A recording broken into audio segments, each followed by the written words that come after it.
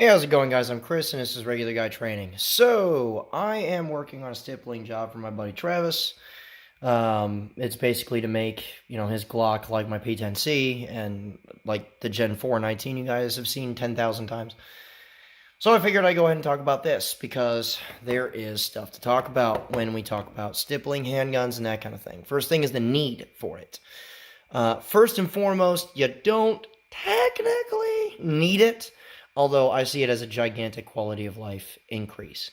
And the reason for this is, look, if you actually train and stuff, like if it's raining and that doesn't actually affect whether or not you're going out to train and that kind of stuff, other than comments that you make to your friends. Look,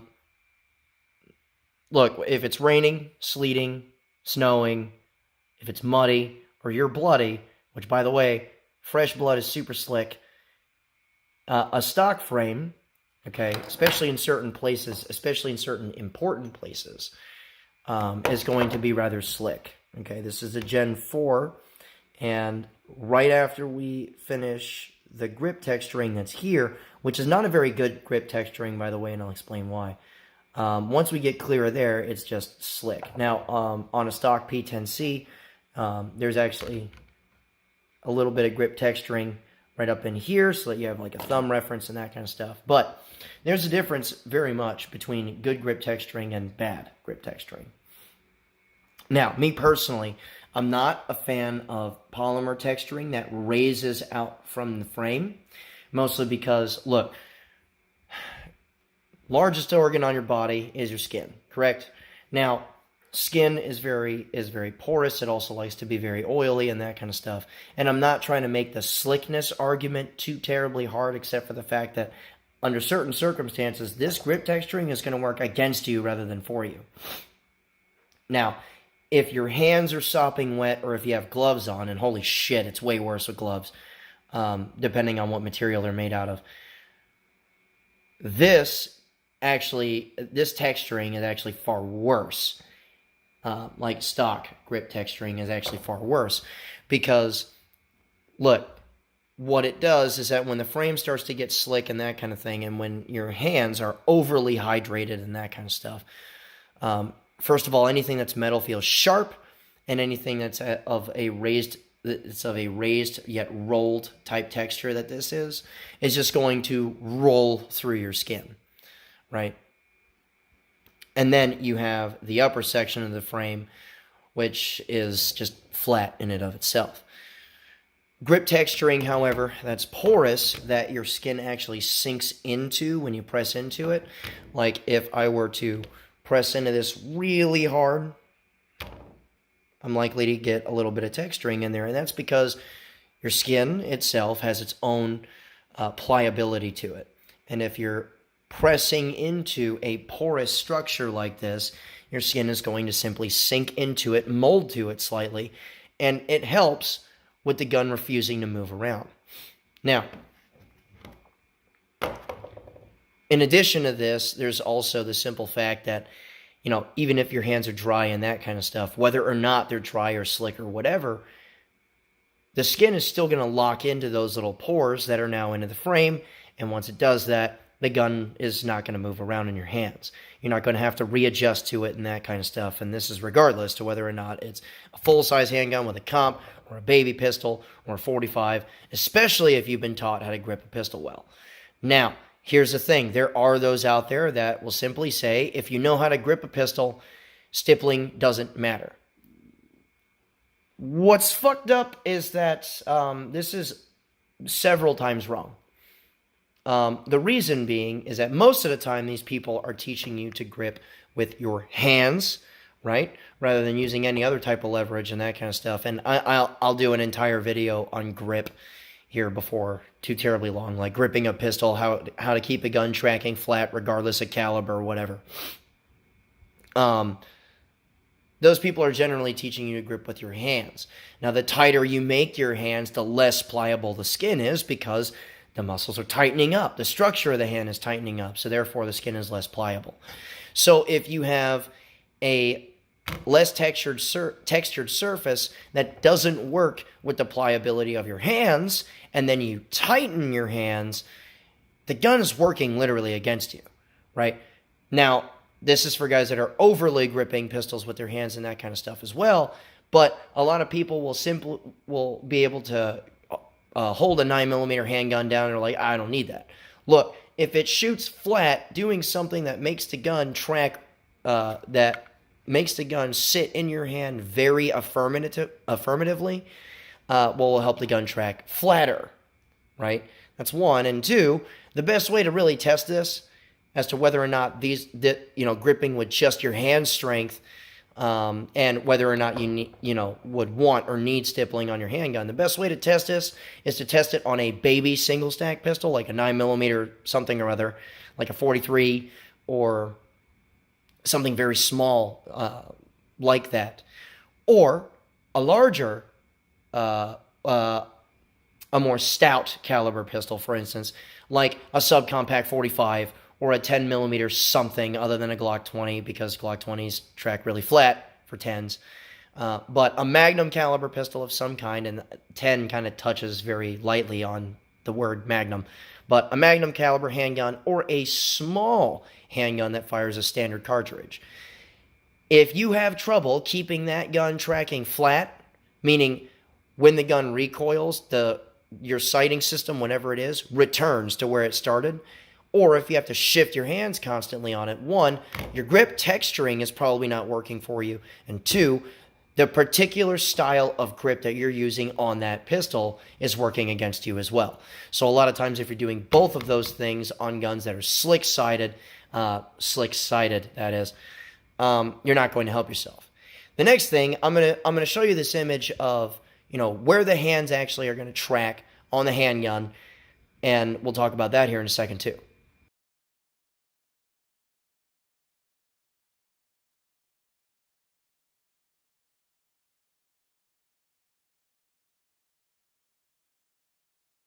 Now, relative to the image there, okay, this whole ass puzzle piece is covered by your palm and your thumbs, or your thumb rather, right? And then your other fingers wrap around the other side. Now, the other hand is part of your grip too. And if your other hand, meaning your palm, is all up in this area here, and that is slick, I think people could probably figure out how that can be a problem as far as consistent grip is concerned. I'm not saying that people can't hold down 9mm handguns and that kind of stuff. I'm saying consistent grip that you don't have to constantly adjust or adjust at all, right? Because that's a big part of it.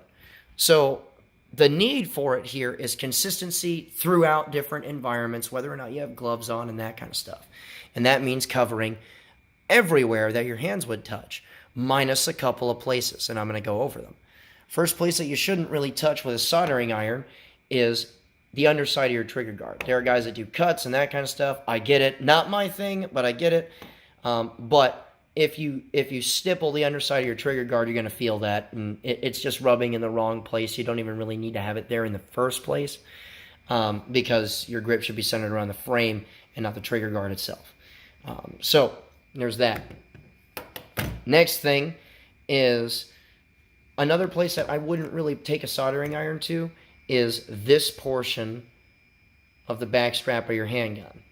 Okay?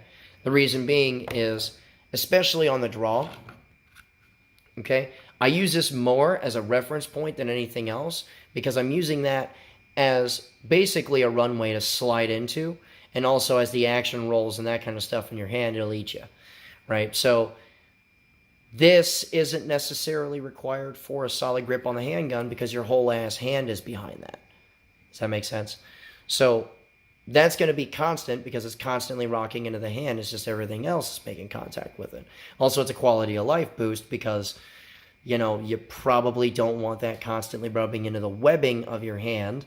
I've done that before. It's not exactly pleasant. And for those of you that have, 1000 grit sandpaper will help smooth that out. It's no big deal.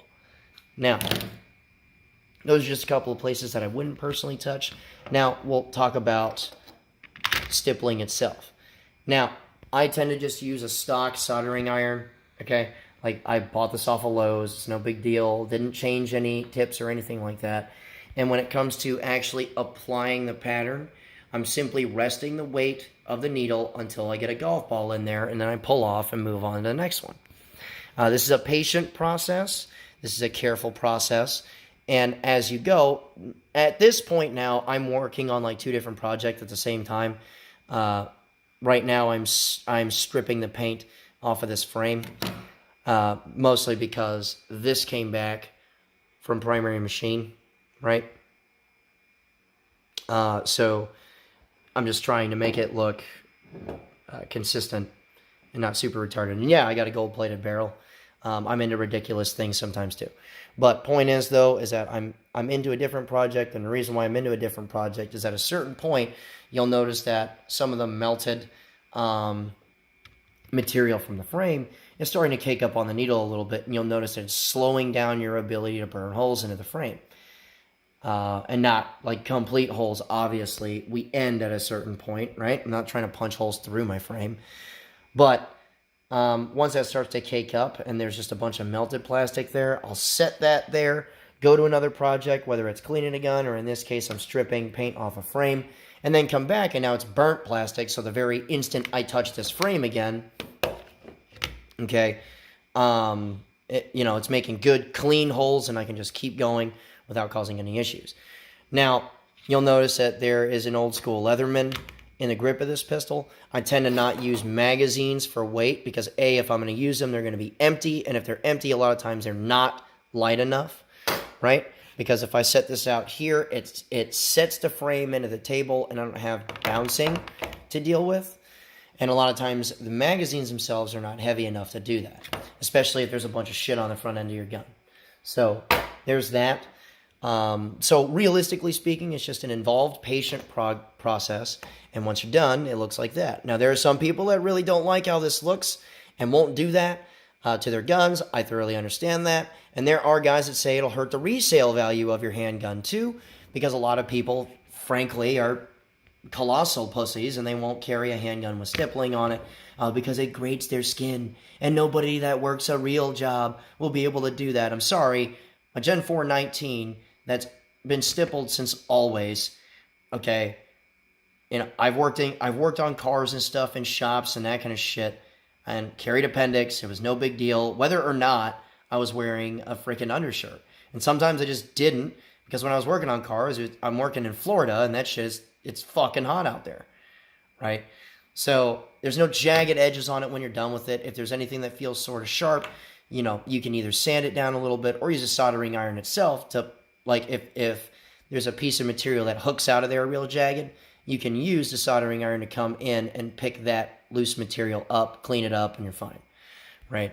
So, and especially if you shoot a lot, right, you'll notice that the skateboard tape-y feeling that it has to start is just not that anymore. It's been rolled down a little bit because the gun's been recoiling in your hands, and now it just feels like a complete and consistent grip all the way around the handgun. Another thing to pay attention to is don't obscure your pins. You need to be able to work on your pistol and replace shit when things break, and some fairly common sense stuff for anybody that's been around machines and that kind of stuff. If you're altering something, especially something as important as a frame, you don't want to cause issues with your controls. Like, your magazine button should definitely still work, okay? It should be able to just eject magazines, no problem, right? So don't interfere with the functionality of the handgun, so go just around that stuff and just keep moving. And just stay consistent with where your hands are going to touch. But other than that, that really is all I have on this.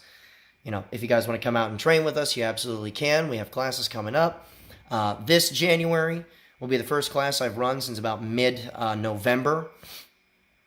And there's a story behind that too, as far as just my individual health and everything else, because shit got real really fast for a minute. And then I didn't work December, and now this is our first class coming up afterward. This coming Pistol 1 and 2 class in Drakesboro, Kentucky is kind of light on guys. There's a few of them in there, but, I get it. It's January, man. People get fucking wrecked after Christmas time and whatnot. So there's slots open. If you want to come in last minute, you can come in through the website, Or you could sign up for the $35 a month program, and there's no wait time on that. You can just join and then get on it and then jump in a class. And as long as you're signed up to that, you can take as many classes as you want to. Also, aside of the Florida Rifle 1 and 2 class that we're going to, in which Rifle 1 is sold out, and the Georgia Rifle 1 and class that we're going to that still has a couple of slots in early February. There's a bunch of other stuff scheduled, including yet another vehicle class, and that is in May, right? So that one being in May, it just got put up on the website fairly recently. There's already a couple of people signed up, but I figured I'd announce it here, and I'll do it again over time. So there's that. And out of this video, obviously, there's going to be several that spawn from it. One is gripping a handgun properly. And yes, I will talk about Virginia again here fairly shortly because that is wild. So with that said, guys, if you want to come train with us, if you want a hat from us, if you want to jump on our Facebook page, any of that stuff is in the links in the description below. And remember, guys, a regular guy's firearm is the last defense against tyranny. Be easy.